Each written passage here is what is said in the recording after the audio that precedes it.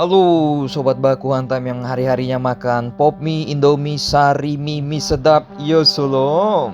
Hari ini akan membahas tentang pengepungan Paris. Pengepungan yang terjadi pada tahun 885 hingga 886. Ini adalah pengepungan yang dilancarkan oleh bangsa Viking selama penjarahan di wilayah Sungai Seine di kerajaan Francia Barat. Pengepungan ini adalah salah satu peristiwa terpenting pada kekuasaan Karl si Gendut dan mengakibatkan kemunduran bagi Kekaisaran Caroling. Pengepungan Paris atau penjarahan Paris ialah puncak dari invasi Viking ke Prancis.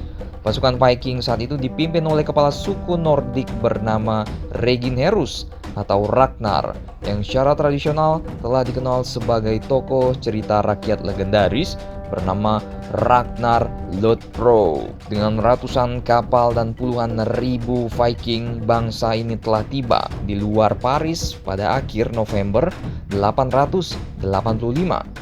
Pertama-tama mereka meminta upeti, tetapi permintaan ini ditolak oleh Odo Comte Paris. Meskipun ia hanya mampu mengumpulkan ratusan pasukan Paris waktu itu untuk mempertahankan kota, namun dengan benteng yang kuat, ratusan tentara ini ya sudah cukup untuk menahan bangsa Viking.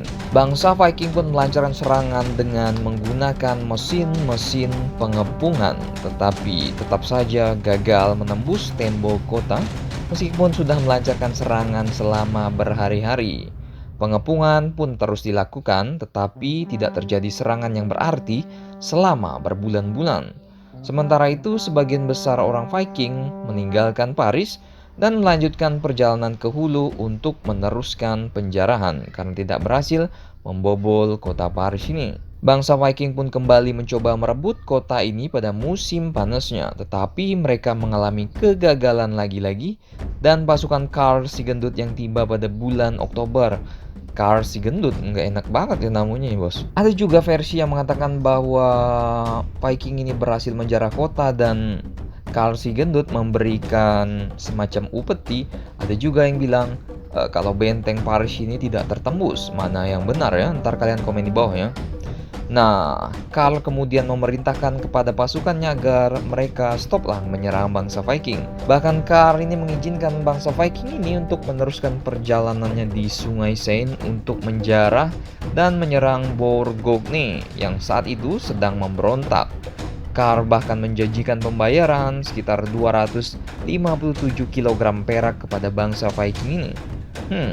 Keputusan ini mengecewakan orang-orang di Paris, dan Odo juga menolak keputusan ini dan mencoba mengingkari janji yang diberikan oleh Karl si Gendut ini. Bagaimana menurut kalian sebagai pengamat militer, abal, pengamat sejarah abal-abal?